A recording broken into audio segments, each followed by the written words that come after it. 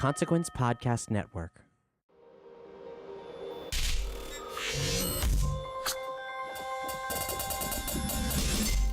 Welcome to another edition of Kyle Meredith With. It's an audio interview series presented by WFPK Independent Louisville, Consequence of Sound, and the Consequence Podcast Network. You can subscribe so you can keep up with these all the time. Whether you're listening at YouTube or checking out the podcast, do hit the subscribe button, and if you can, also leave a rating and a review. I'm Kyle Meredith. Today, my guest is Blind Melon. In fact, Christopher Thorn, the founding member, lead guitarist. We're going to be talking about the 10th anniversary of their album, For My Friends. This was their first album together in a long time, came out in 2008. Right now, it's also the newest album from Blind Melon. We'll get the story about how it happened. We'll get the future of Blind Melon, and we'll also talk a little bit about the late, great Shannon Hoon. It's Kyle Meredith with Blind Melon. Hey, Kyle, this is Christopher Thorn from Blind Melon. So what I'm excited to talk to you about, I was looking back through the archives, and I noticed that this year is the decade year for the For My Friends record, which... Yeah, I just heard that. You know, I didn't recognize that until my manager told me that the other day. I was like, oh, wow, that's a trip. Well, I'd like to kind of go back, it's not too far in the down memory lane section, but to kind of look back, because at this point, for the band... I guess we can call that the most recent release. And in one sense, that had to be a big risk when you guys decided to come back and do that record. Did it feel that big of a risk when you were in the middle of it? Yeah, it did feel like a big risk because, for one, Brad and I had, we had built this recording studio and we were really busy as producers, so it was a risk as in, like, we all had families at that point and, we decided to, take the hard road as opposed to the easy road. The easy road would have just, stay in our lane, be record producers, we were making great money. I mean, we took a pay cut to go make the For My Friends record, Wow. So it was a risk, but it was worth it. And, we never thought we would find somebody that, that we could make records with again, that felt like it did with Shannon. So for us, it was a risk that was worth it because it was, we were really excited about making a record again, Well, I know it had been over 10 years at that point since Shannon had passed away. How long did it take for you to start wanting to do it again? Because I figure there's probably a little bit of time in finally deciding we're going to do it and when the record actually, gets finished. You know what? It came to us. It was, we never, it wasn't as if we decided. What happened is, Brad and I, like I said, we're record producers, and Atlantic Records was like, hey, man, we found this kid. His name's Travis. He's really good, and will you write songs with him? We're going to make like a solo record. We're going to make you a solo record. So, when Travis showed up and just absolutely reminded us so much of Shannon, and then, the reason why he came to us is he was a big fan of the band, and that's why Atlantic Records called us. And so when he started singing, it was just like, oh my God, dude, does this guy, remind you of Shannon or what? So, and he also had his own thing in particular, especially like the songs that we were working on for his record. Like he had his own thing going on, but when he would sing those Shannon songs, it was like kind of mind-blowing, He had studied those records so much. He was really a fan of the band and Shannon. So that was the reason why we decided to do it. It was like it came to us. If Travis never showed up, we weren't actively going out and saying, hey, let's put the band back together. We had to convince the other guys, because the guys were like, are you guys, because like you said, it was, over 10 years, and we're like, hey, let's get the band back together. It sounds like a Spinal Tap movie, And they were like, they were like, what? We found a guy? What? And I'll never forget, Rogers, I think, was like, everyone was busy doing other things. So they flew out, and I'll never forget, we played 2x4, and at the end of the first song, everybody was just like, yeah, we're in. Let's go tour. Let's do this, So that's how it happened for us. The Travis thing happened to us as opposed to us actively going out and making it happen, I would say. Now, that really is amazing because vocally, there are plenty of similarities. You close your eyes, and if someone had said, no, this is the long-lost Blind Melon record with Shannon on it, it's believable, and that's to no discredit to Travis. No, yeah, it's not. It's just, and he can sing a lot of different ways. He has one of the most wicked weapons, meaning his voice, that I've ever worked with as a record producer. He literally is that, his voice is unbelievable. He can do anything, but he was just so inspired by those records. And it's not just singing all the right notes with those songs to me, because earlier, after Shannon passed away, we did, we tried some auditions and stuff. And you know what it was? It was like the spirit of the person was wrong. I know that sounds a little bit like a hippie, but you know, it was like you have to. Not every person can sing those songs and deliver them with the emotion and the sort of, you know, the spirit that Shannon had. You know, some of those songs are dark, some of them are fun and all that too. But Travis was the first person that when he sang them, those songs and the lyrics and the sentiments behind them all felt believable to me. That's the first time I'd ever heard anyone sing those songs. That made me want to go, yeah, okay, we can go out and play these songs for people again and make new music again. Were any of those other auditioned singers anyone that we knew? No, you know what? I don't even know if I answered the question. You're asking me about, like, how long did it take me to feel like I wanted to do it again? That was a great question, by the way.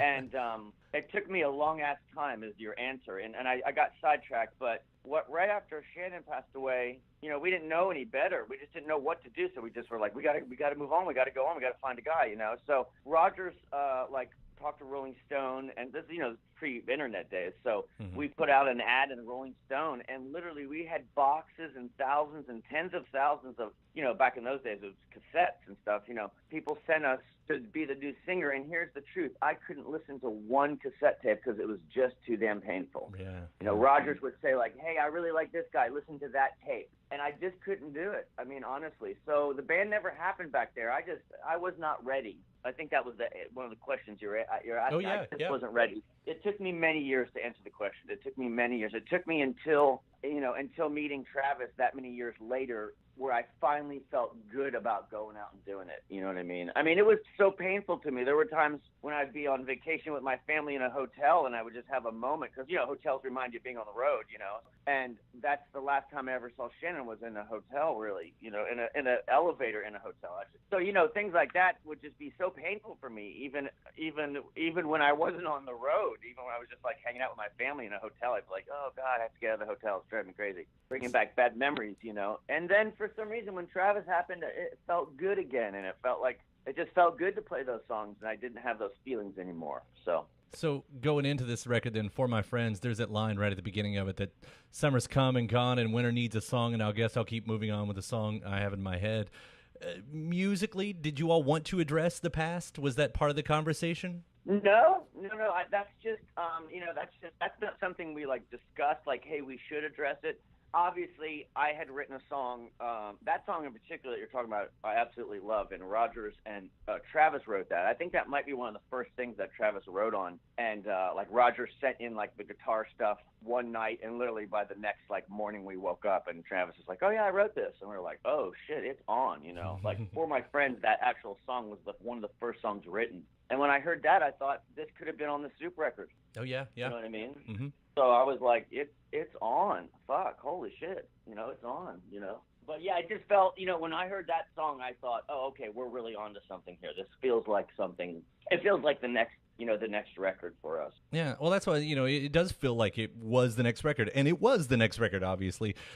You know, but with the next record, I don't know, sometimes it's just jamming and you find a groove and everything, and that becomes the music. But there's the other side of it. Like, do you remember where you were yourself musically, like your style, what you were trying to get into, what you were trying to convey with that record? You know what's wild? By then I had just produced so many damn records, so a part of me kind of went back to some of our older records and almost had to restudy who I was, because I had been quite a chameleon, because I usually play in everybody's records that I produce, so that was a different process for me than being the guy in Blind Melon, the guitar player in Blind Melon, you know, so. And I had been doing that for over 10 years, kind of jumping around, playing, you know, this way for this record. I was really good about kind of morphing myself and making a guitar part that worked for the record, as opposed to me just trying to be Christopher Thorn, the dude from Blind Melon. Here's my guitar lick. So in a weird way, I kind of went back and studied my old records when we started making that For My Friends record. You know what I mean? I had to, like, listen to, you know, how I used to play and stuff. But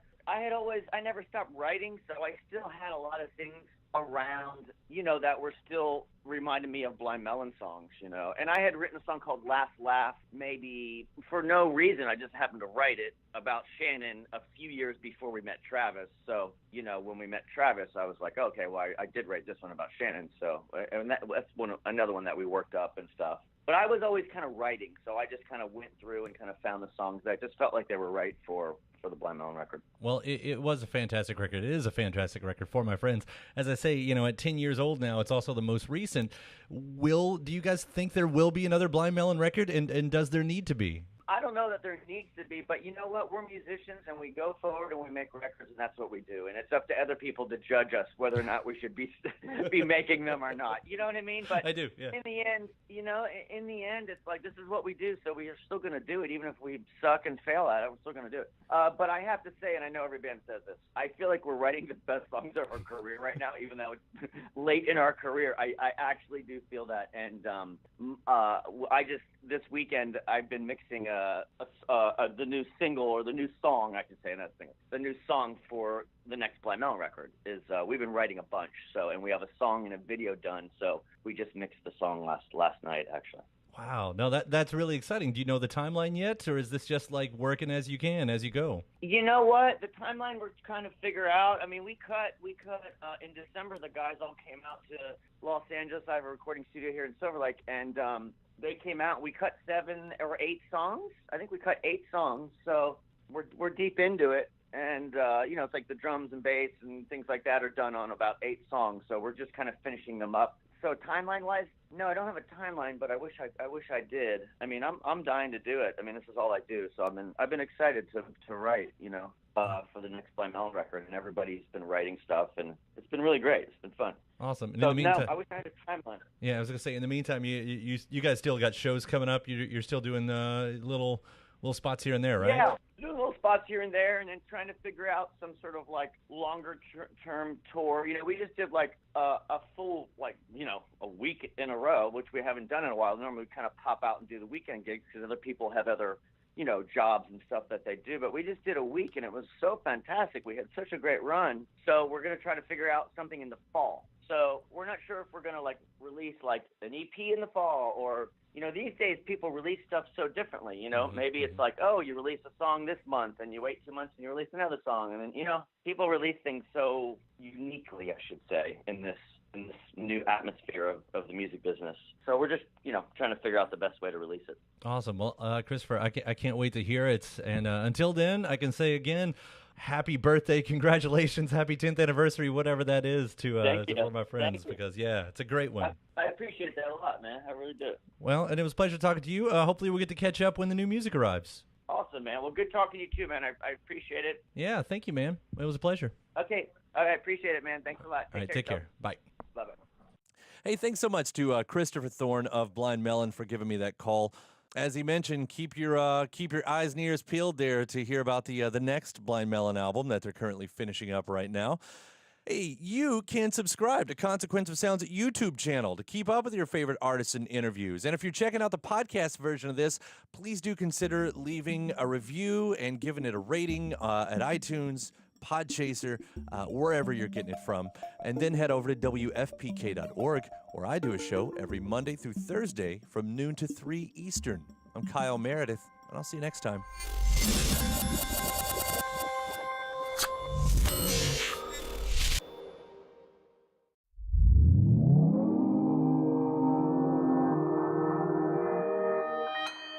Consequence Podcast Network.